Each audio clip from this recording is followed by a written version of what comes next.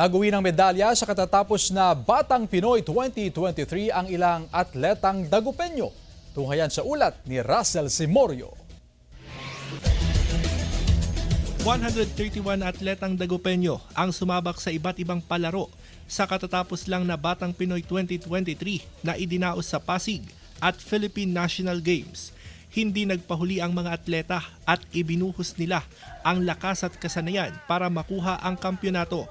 4 na silver at 2 bronze medals ang naiuwi ng Dagupan City sa Batang Pinoy 2023, habang 3 silver at 1 bronze medal ang naiuwi sa Philippine National Games. Pero kahit paano, medyo kulang talaga sa oras ang training. Sobrang happy po ako na nagkaroon po tayo ng mga medalya kasi hindi ko talaga masyadong ini-expect. Dahil itong pinuntahan natin ay national event. Isa sa mga nakakuha ng medalya ang 17 anyos na si Billy Jake Quinto. Target niyang umukit ng pangalan sa larangan ng boxing, sunod sa yapak ng ama na dating amateur boxer. Yun ang goal lang namin eh.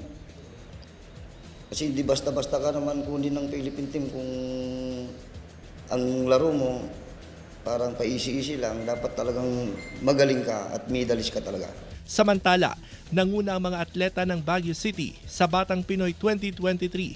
Pumalo sa 82 na gintong medalya ang naiuwi ng mga atleta at 111 naman na silver at bronze medals.